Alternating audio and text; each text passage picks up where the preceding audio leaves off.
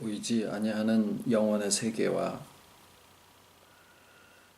역사와 흐름 속에 흙으로 되어 있는, 먼지로 되어 있는 우리의 이생과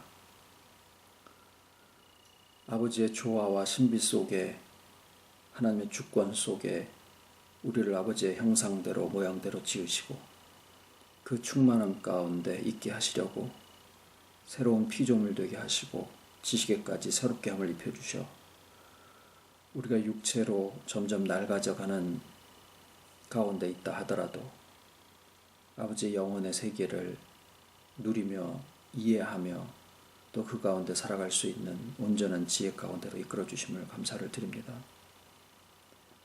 오늘의 하루가 또 먼지처럼 흘러가는 것을 붙잡을 수도 없지만 이미나 아버지의 주권 속에 모든 것들이 또한 성취된 것을 알려주셨사오니 여기에 있거나 어디에 있거나 아버지 안에 또 주 안에 주께서 우리 안에 있음을 또한 알고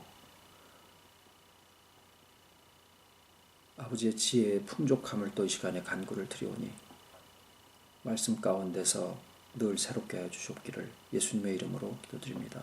아멘.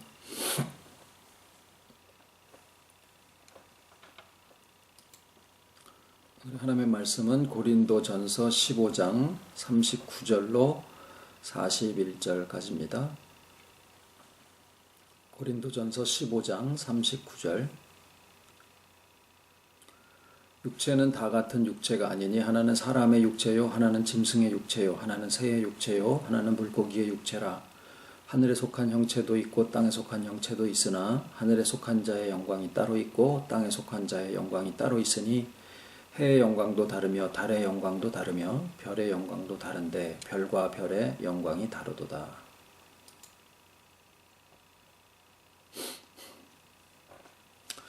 육체의 구원에 대해서 말씀을 나누고 생각해 보려고 할 때면 이 고린도전서 13장을 다루지 않을 수가 없습니다. 거기에는 신령한 몸과 육체의 몸을 언급을 하고 있고 또 하늘에 속한 자의 영광을 해 영광, 달의 영광, 별의 영광으로 구분을 하고 또 이것이 육체의 차이, 물고기의 육체와 새의 육체, 짐승의 육체, 그리고 사람의 육체가 있음을 말씀을 하고 있는데, 자, 이것은 창세기의 하나님의 천지 창조에 대한 기록을 근거로 해서 설명을 하고 구분을 하고 있다라는 것을 우리가 알기 때문에 고린도전서 13장을 해석을 하는 과정에 있어서는 반드시 창세기의 1장에 하나님이 천지를 창조하신 그 과정과 연관해서 생각하지 않으면 안 됩니다. 자, 왜냐하면 흔히들 고린도전서 15장에 나와 있는 대로 물고기의 육체와 새의 육체 그리고 짐승의 육체와 사람의 육체가 점차로 각각 그 신앙의 어떤 수준이나 단계를 나타내는 것으로 이해를 해서 물고기의 단계에서부터 새의 단계로 점차 짐승의 단계를 거쳐서 사람의 단계로 발전 혹은 점점 상향되어져 가는 식으로 이해를 하게 되면 그것은 마치 생물학에 있어서 진화론과 같은 그런 사고 방식이다라는 거예요. 그렇게 되면 굉장히 매력적이고 또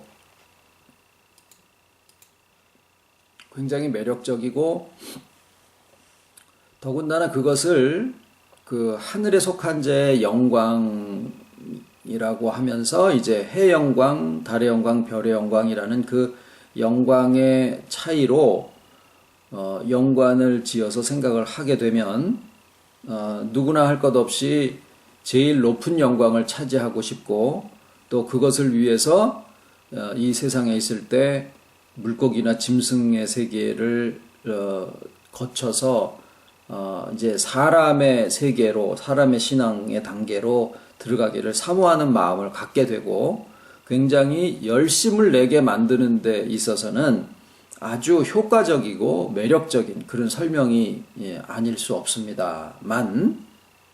그렇습니다만은 자기도 모르는 사이에 굉장히 폐쇄적인 특권의식 속에 사로잡히는 결과를 맞게 됩니다. 그리고 그 결국은 냄새나는 기독교인으로 바뀌게 돼버릴 수가 밖에 없어요. 왜냐하면 그것은 그리스도의 마음과 달라지기 때문에 그래요. 빌립보서 2장에 나와 있는 말씀처럼도 너희 안에 이 마음을 품어라 곧 그리스도 예수의 마음이니 라고 한 마음은 내가 저 사람보다 신앙이 높고 내가 저 사람보다 많이 이루었고 그래서 내가 장차 하나님 앞에서 저 사람보다 더 큰 영광을 가질 것이다 라고 하는 마음이 아니라 십자가를 지시는 마음으로 오히려 하나님의 보좌를 떠나서 우리들과 함께 되심으로써 하나님의 뜻이 성취된 것을 우리가 알기 때문에 그리스도의 마음은 물고기의 단계에서 새 단계로 짐승의 단계로 결국 사람의 단계로 올라가서 해영광에 들어가고자 하는 그런 마음과는 같지 않다라는 사실을 우리가 주목해서 봐야 됩니다. 그러면 왜 고린도전서 13장은 굳이 새의 육체와 물고기의 육체 그리고 짐승의 육체와 사람의 육체를 구분해서 말씀을 하고 있느냐? 아까 말씀드린 것처럼 창세기 1장과 연관지어서 생각해야 된다라고 말씀을 드렸죠. 창세기 1장을 우리가 잘 아시다시피 어디에도 새 육체와 물고기의 육체 중에서 어떤 것이 더 위에 있다라는 언급을 하지 않습니다. 고린도전서 15장에 물고기와 새와 짐승 그리고 사람을 어떤 순서대로 구분을 해 놓은 것처럼 보여질 수 있지만 창세기 1장에서는 물론 이제 고린도전서 15장에도 그것이 어떤 우위와 아래를 구분하는 그런 식의 구분으로 써놓은 것도 아니고 더군다나 창세기 1장을 보면 물고기와 새를 만드신 것이 다섯째 날 동일하게 시간의 구분 없이 동일하게 창조를 하셨다라고 되어 있지 이것이 저거보다 더 위에 있다라는 언급은 어디에도 나타나지 않습니다. 그래서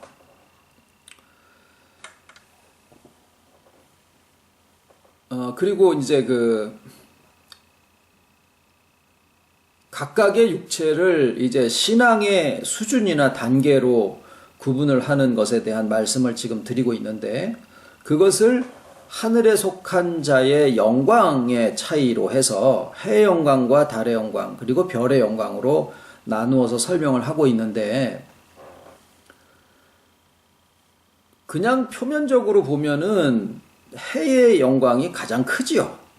달의 영광보다도 또 별의 영광이 아무리 크다고 하더라도 그거보다는 달이 크고 달보다는 해가 비교할 수 없이 이제 크게 돼서 마치 어떤 커다란 무리가 지워져서 해의 영광의 세계가 가장 밝고 명랑하며 나머지 것들은 거기에 비교할 수 없는 정도다라고 생각이 되어져서 이거는 당연히 영광의 차이에 대한 표현을 하고 있다라고 생각되어질 수가 있습니다. 그런데 말이죠. 이제 왜 아까 자꾸 이제 창세기 1장을 언급을 해야 되느냐 하면은 창세기 1장은 6날과 그 다음에 모든 것이 다 이루어졌을 때 이제 7째 날에 대한 전부 7날에 대한 그 기록을 하고 계세요. 그런데 그 6날 동안에 어떤 작업을 하고 계실 때 6날 동안에 최현 입사님이 얼마나 동안이신지 은총이가 나온 줄 알았네. 6날 동안의 그 과정을 보면 크게 두 부분으로 이렇게 나누어지는 것을 명확하게 볼 수가 있습니다. 앞에 사흘 동안은 어떤 하나의 어떤 이제 무대라고 할까, 이제 그런 것을 만드셨고, 그 다음에 뒤에 부분 사흘 동안에는 그 각각의 무대에 해당하는 그 내용들이 거기에 이 창조가 되어지는 것을 볼 수가 있어요.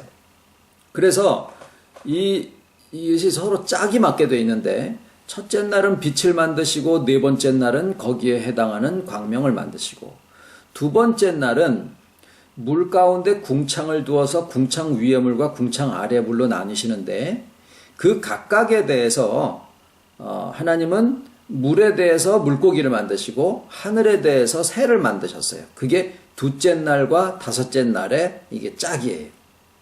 그 다음에 세 번째 날은 두 가지를 만드시는데, 하나는 땅을 만드시고 또 하나는 식물을 나게 하셔요. 그래서 그것의 각각의 짝은 땅에 대해서 짐승을 만드시고 식물에 대해서 사람을 만드셔요. 씨라는 의미로서. 그래서 6날이 첫째 날과 넷째 날이 짝이고, 둘째 날과 다섯째 날이 짝이고, 셋째 날과 여섯째 날이 짝이에요. 그렇게 보면 네 번째 날 만드신 광명과 거기에는 해, 달, 별이 다 들어가요. 다섯째 날 만드신 물고기와 새, 그 다음에 여섯째 날 만드신 이 짐승과 사람, 이 사흘간의 내용들 중에 광명이라고 하는 것은 하늘에서 땅을 주관한다. 근데 이 내용이 그대로 역사를 통해서 반복이 되어진다라는 것이 이제 우리가 나눈 내용이었었어요. 그래서 6 과정의 창조가 6 과정의 역사를 통해서 전개가 되어진다. 근데 이제 그렇게 되면은 너무 좀 이렇게 범위가 광범위해지기 때문에 좀 이해하기가 좀 어려운 부분들이 생길 수 있다. 이해합니다. 그런데 이제 한 가지만 뭐냐면, 그리스도의 직책이 구약시대에 기름 붓는 것으로 표현이 되어지고 있는데, 그 기름 부음을 받는 사람의 종류가 3가지가 있었는 것은 아시죠? 첫 번째는 왕이 그래 했고, 두 번째는 선지자가 그렇고, 세 번째는 제사장들을 세울 때 기름을 부어서 세웁니다. 이 기름을 부음을 받았다라는 말이 곧 그리스도라는 말이에요. 그러니까 그리스도라고 하는 그 내용 속에는 왕의 직분과 제사장의 직분과 선지자의 직분이 포함이 되어 있는데, 그 각각이 네 번째 시대에 해당하는 그 시기에 네 번째의 창조의 날과 이렇게 서로 또 짝이 맞아서, 그때 왕들의 시대가 10세대에 걸쳐서 쫙 전개가 됩니다. 네 번째 시대에. 그런데 하나님이 이 광명들을 만드신 것이 바로 창조의 네 번째 날에 해당하게 되는데, 즉 왕이라고 하는 것은 하늘에 두어서 땅을 비추고 주관하게 한다라는 뜻이에요. 그러면은 그리스도의 직분 중에서 왕의 직분, 그러면 바로 뭐냐면 하늘에서 땅에 비추어 땅을 주관하게 한다라는 뜻인데, 거기 어디에 해의 영광이 달의 영광이나 별의 영광보다 크다는 의미로 얘기하신 게 아니다라는 거예요. 창세기에 표현하고 있는 해와 달과 별의 차이는 각각의 영역이 다르다라는 거예요. 해는 낮을 주관하고 달과 별은 밤을 주관하라라고 얘기를 하신 거예요. 일조와 사시와 연한을 이루게 하시기도 하고. 그러니까 이 빛과 저 빛이 서로의 하는 역할이 다를 뿐이지 해가 달보다 높아서 내가 너보다 더 영광스럽다라는 표현을 하는 것이 아니다라는 겁니다. 즉 우리가 이 영광이라는 말을 사용을 할 때 흔히 어떻게 생각하냐면 내가 너보다 이룬 게 많아서 또는 지위가 높아서 뭐가 어떤 수준이 높아서 나의 영광이 너보다 크구나라고 하나의 일종의 과시로 생각을 하고 있기 때문에 문제가 되는 거예요. 이게 과시의 의미가 아니라 해가 땅을 주관하여 비친다라는 것은 그리스도로서의 왕직이 하는 역할을 의미하는 건데 그것은 하나님의 주권이 그 백성에게 어떻게 미쳐서 그 백성을 어떻게 풍요롭게 하며 어떻게 회복의 삶을 왜 다윗 왕이 한 게 뭐냐면 결국 하나님의 뜻을 받아서 그 약속대로 주어진 땅을 다 회복해서 이스라엘 각 백성들에게 다 나누어져서 골고루 잘 살게 만든 것이 다윗 왕의 업적이에요. 그러니까 왕의 영광이라는 말은 그 크기로 다른 사람들한테 과시한다라는 의미가 아니라 거기서 문제가 생기거든요. 우리는 해 영광이야. 그럼 과시요. 그 영광의 크기를 얘기하는 게 아니라 과시욕으로의 영광의 크기를 얘기하는 게 아니라 뭐예요? 어떤 영역을 어떻게 얼마만큼 잘 회복시키느냐라고 하는 어떤 생명의 영향력을 얘기를 하는 거예요. 쉽게 얘기하면은 외과 의사가 병 고치는 거랑 내과 의사가 병 고치는 영역이 다른 거나 마찬가지다라는 겁니다. 그래서 해의 영광도 내 것이 돼야 되고 달의 영광이나 별의 영광도 다 우리가 필요하다라는 거예요. 나에게 언제 그리스도 안에서 주와 연합한 길을 가고 있는 우리들에게 내가 해의 영광을 받아서 또는 물고기는 그 다음에 물고기와 새가 같이 한날 창조가 되어지거든요. 시대적으로 보면 5번째 시대가 그러니까 왕권이 몰락을 하고 대신에 제사장권이 왕권보다 위에 서게 됩니다. 그래서 백성들이 왕에 의해서가 아니라 제사장에 의해서 지도를 받게 되는 시대가 되고 동시에 선지자들이 역할을 하기 시작하는 그런 시대를 맞게 돼요. 그래서 제사장과 선지자가 동일한 시대에 활동을 하게 된다라는 거죠. 그리고 그것이 창세기 1장에서는 5째 날 동시에 물에는 물고기가 하늘에는 새가 날라서 이 역사와 이 역사가 동일한 짝으로 나타나지는 것을 볼 수가 있어요.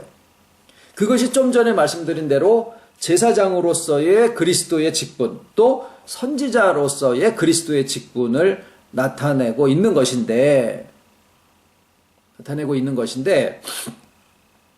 그러니까 물고기와 새와 짐승과 사람으로 이렇게 순차적으로 점점 발전한다라고 해야 되나 아니면 높아진다라는 이런 개념으로 창조에서 설명하시는 게 아니라 결국 사람의 육체라고 하는 씨라고 하는 그리스도의 세계를 이루어가는 그 과정 속에 제사장의 직분, 선지자의 직분, 그리고 왕의 직분으로 표현이 되어지는 어떻게 짝을 지어야 되느냐? 물고기, 새, 짐승, 사람 이런 진화론적인 발상이 아니라 뭐예요? 그리스도의 직분으로 보면 왕직에 해당하는 해, 달, 별, 제사장 직분에 해당하는 물고기, 선지자 직분에 해당하는 새, 요 셋을 하나의 묶음으로 봐야지 더 정당하다라는 거예요. 그렇게 되면 거기에 무엇이 남느냐? 그리스도가 남지 나의 영광이 다른 사람들보다 높다라고 하는 그런 우위에서 나오는, 우월감에서 나오는 과시욕이 거기에 이렇게 끼어들 여지가 없게 된다라는 거죠. 얼마나 오래도록 우리가 기존에 가지고 있었던 높아지고 싶은 그 마음 있잖아요. 그거는 결국에는 성취욕 때문에 생겨지는 현상이거든요. 소유욕, 지배욕, 성취욕 때문에 생겨지는 그런 현상들이 내가 저 사람보다 더 많이 성취했다라고 하는 것을 끊임없이 갈구하고 있는 그런 마음 속에서 성경을 그런 식으로 볼 수밖에 없다라는 거예요.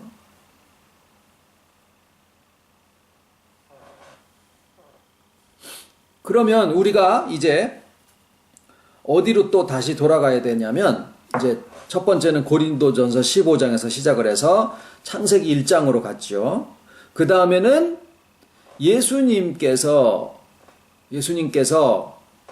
나의 살과 피를 먹고 마셔라. 그것이 바로 육체의 구원에 대한 하나의 방법이에요.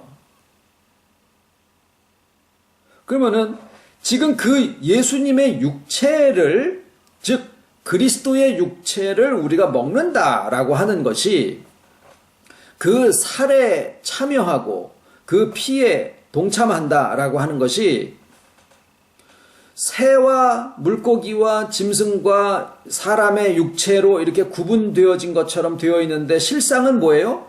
해, 달, 별, 광명, 그 다음에 물고기와 새, 그 다음에 사람, 또 짐승, 이렇게 육체들로 구분이 되어져 있는 그 내용이 우리한테 주는 의미는 뭐냐면, 우리가 그리스도의 안에 거하면서 연합하게 되는 것은, 그 육체에 참여하는 것은 그분의 이 어떤 그 역할을 우리가 받아서, 내가 그냥 있는데 나에게 새의 역할 또는 제사장의 역할, 또 제사장의 역할, 선지자의 역할 또는 왕의 역할로 그리스도께서 우리 택하심을 받은 인간들하고 하나님의 자녀들하고 하나님 사이에서 그리스도로서 제사장의 역할을 하고 선지자의 역할을 해 주시고,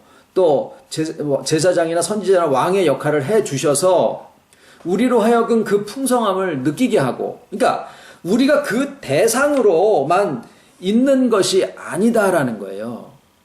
주님이 그리스도로서 우리에게 해 주신 것에 대한 그 어떤 혜택만을 받는 그런 자리에 있는 것이 아니다라는 거예요. 뭐가? 이 회복이라는 그 과정이. 창세기 1장이 우리에게 해주시는 말씀은 하나님의 창조 속에 이미 그리스도의 세계가 작정이 되어 있고, 그것이 역사를 통해서 쭉하니 전개가 돼서 결국에는 그리스도의 인격과 그리스도의 오심과 그리스도의 사역과 모든 것들이 다 성취가 되어졌다라는 것을 우리가 신구약 성경을 통해서 알게 됐거든요. 그런데 거기에서 예수님이 한 과정을 또 말씀을 해주신 게 뭐예요? 내 살을 먹고 내 피를 마셔라. 그거는 그 살에 우리가 동참하는 것이고 그 피에 동참한다라는 것인데, 그것은 우리가 그 혜택만 받는데 머무는 게 아니라 뭐예요? 우리도 그 살이 되고 그 피가 된다라는 거예요. 다시 말하면 우선은 사역적으로 우리가 왕의 직분을, 우리도 주님의 살처럼 왕의 직분을 담당하게 되고, 제사장의 직분과 선지자의 직분을 담당하게 되고, 또 사람으로서의 모든 삶에 주님이 함께 하셔서 사역뿐만이 아니라 우리가 살아가는 심신의 모든 삶의 인격의 움직임과 관계 맺는 것과 꼭 내가 사역이라는 이름을 붙이지 않더라도 나의 일상의 모든 삶, 누가 그런 호소를 합니다. 목사님은 사람을 만나고 또 성경을 보고 공부를 하나 해도 다 사역적인 의미가 있지 않느냐. 부지런히 뛰어다녀도 거기서 의미를 찾을 수 있지 않느냐. 나는 사역을 하는 것도 아니고 사람을 만나서 무슨 회복을 시키는 그런 역사를 내가 하는 것도 아니고 그냥 말씀을 듣고 일상생활을 하는 것뿐인데, 그런데 주님의 오시기까지의 그 나중의 과정을 보면은요, 왕들의 직책도 다 없어지고 제사장도 다 그 일을 그만두게 되고 선지자들도 더 이상 오지 않는 그런 시대가 마지막 시대에 나타나게 됩니다. 우리가 사역이라는 형태의 어떤 생활을 할 때는 내가 어떤 사람에게 왕직을 수행했구나, 어떤 사람에게는 선지자로서 역할을 했구나, 제사장으로의 어떤 미션을 감당을 했구나 라고 얘기를 할 수 있지만, 때로는 많은 시간에 걸쳐서 많은 생활의 영역 속에서 아무런 어떤 신앙적인 사역의 모습을 찾아볼 수 없는 그런 자기 자신을 발견할 때가 있죠. 저도 마찬가지입니다. 저도 마찬가지. 그런데 성경은 사역으로만이 아니라 마지막에 6번째의 시대에 해당하는 그때는 그냥 땅인데, 이걸 잘 보셔야 돼요. 땅은 먼지 투성이거든요. 나의 일상은 어떤 특별한 사역적인 의미를 전혀 찾아볼 수 없는, 내 스스로의 성경적인 활동이라든가 신앙적인 활동 같은 것들도 전혀 없는, 그저 생활을 위해서 살아가는, 다시 말하면 한마디로 뭐예요? 먼지에 해당하는 것과 같은 그런 삶을 살게 되는 그 영역이 있다라는 거예요. 그런데 성경에서 그 과정을 얘기를 해주신 거예요. 뭐예요?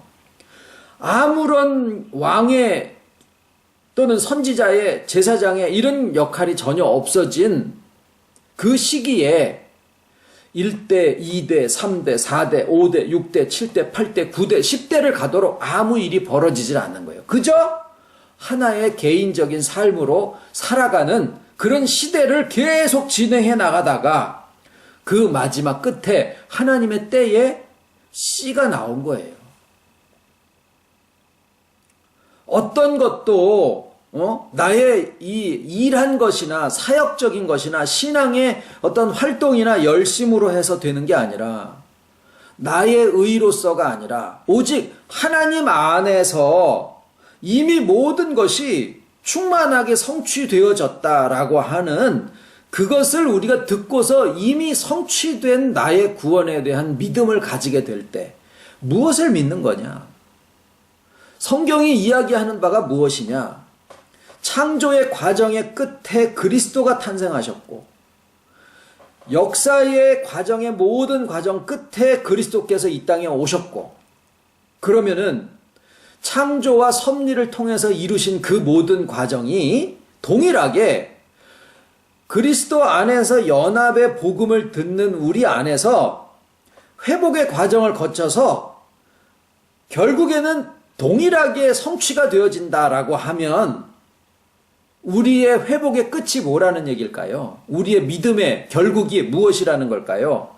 영혼의 구원의 끝과 육체의 구원의 끝이 뭐라는 걸까요? 그 믿음의 성취되어진 마지막 모습이 그리스도라는 거예요. 사역으로만이 아니라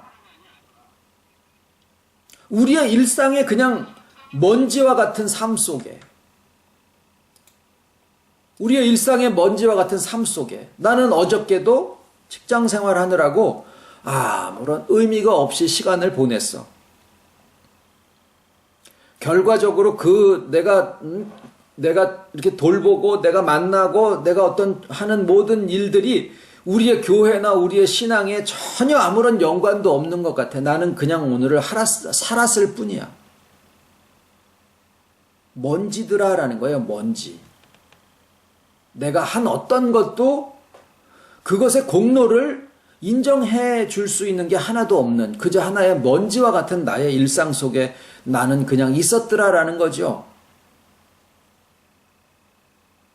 그런데 그 과정이 하나님의 창조 섭리 속에 이미 아신 바로 작정 속에 계셨던 것이고, 이로써 역사도 그렇고 아브라함에게 주신 약속도 그렇고 예수님의 탄생도 그렇고 우리에게 있는 그리스도의 인격도 마찬가지로 어떤 내가 하는 생활의 어떤 것으로 해서 그 결과로 나타나지는 게 아니다라는 거예요.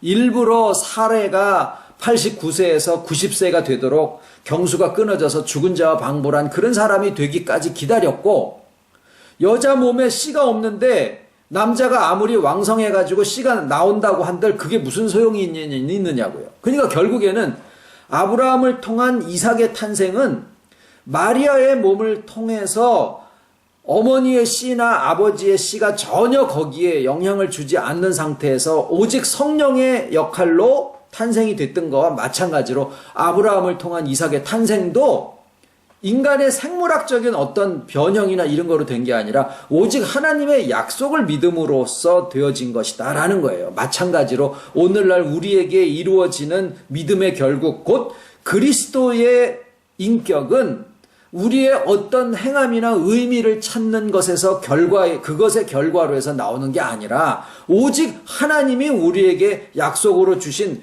모든 것이 복음을 통해서 쭉 설명되어지는데 보니까 그 결국은 그리스도의 인격이구나.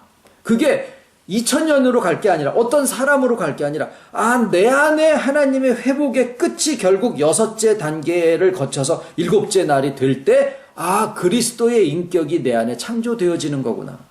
회복되어지는 거구나. 그게 우리의 믿음의 결국이고 그 삶이 나의 오늘이라고 하는 먼지와 같은 삶 속에서 이루어지는 것이 하나님의 약속의 성취구나 라고 하는 것을 내가 믿음으로 알게 된다라는 거예요. 무엇에 대한 복음을 듣고 설명이 되어지는 것을 우리가 들을 때 그것을 우리가 깨닫게 되고 그것을 받아들일 수 있게 된다라는 거예요.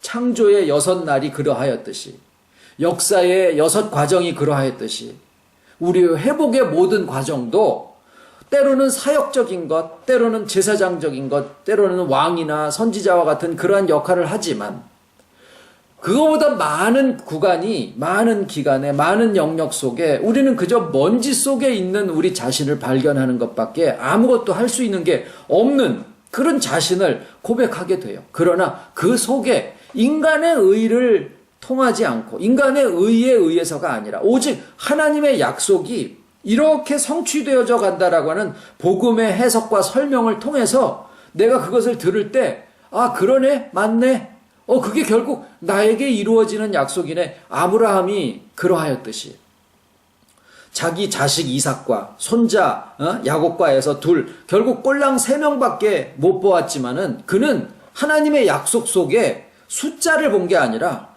그리스도의 세계가 자기의 삶을 통해서 이루어진다라고 하는 것을 믿었더라라는 거예요. 오직 그거 하나를 믿었더라라는 거예요.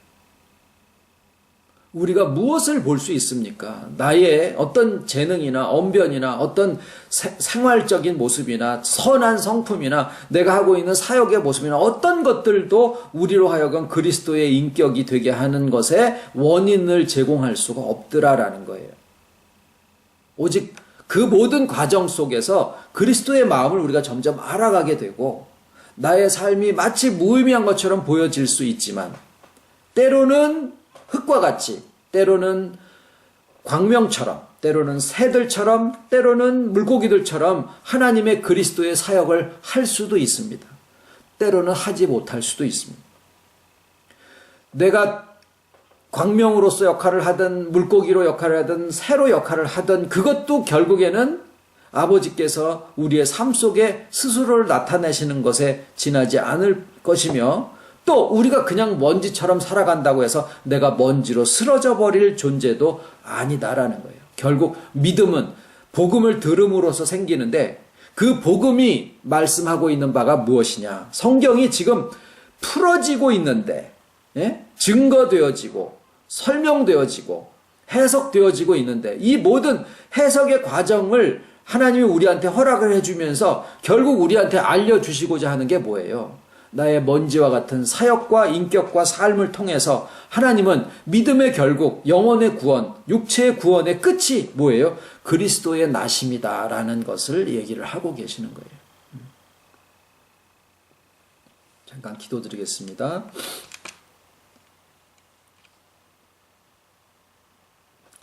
우리의 삶이 내가 어떤 사람들에게 나의 영광을 과시하는 것도 아니고 얼마나 많이 이루었느냐라고 하는 나의 의의를 자랑하는 것도 아니고 오직 영원 전에 지금과 다르지 아니하는 영원의 세계 속에서 아버지의 존재적인 작정 속에서 이미나 우리의 구원이 성취되어져 있는 그것을 역사를 통해서 개인의 과정을 통해서 하나하나 이루어져 가시는 것을 우리의 마음이 알고 우리의 지식이 새로워지는 과정을 통해서 또한 이루어 주심을 감사를 드립니다. 무엇을 해서가 아니라 복음에 약속된 것을 우리가 이해하고 받아들임으로써 그것을 우리의 믿음의 행위라 불러주시고 그것을 통하여서 아버지께서 우리를 의롭다 하시고 이미 이루어 주신 그리스도의 탄생을 창세기가 그러하였듯이 역사가 그러하셨듯이 우리의 회복의 과정에 이미 성취되어져 있는 그리스도의 인격을 또 우리의 믿음으로 화답해 갈 수 있는 날마다의 과정을 이끌어 주심을 감사를 드립니다. 나의 하는 것이 비록 적고 무의미해 보이고 나의 하루가 어떤 다른 사람들의 것에 비해서 하찮아 보일지라도 그 모든 것을 통하여서 아브라함의 믿음을 얻게 하시고 주님이 탄생하신 그 모든 아버지의 의로 모든 것을 이루시는 그것을 우리가 믿음으로 화답할 수 있는 귀한 자녀들이 되기를 진정으로 소원을 드리옵고 때를 얻었든 못 얻든 아버지의 복음 속에 정말 택하신 모든 자녀들의 구원이 성취될 것을 이 시간에 믿음으로 고백을 드리와 모든 말씀 예수님의 이름으로 기도드립니다. 아멘.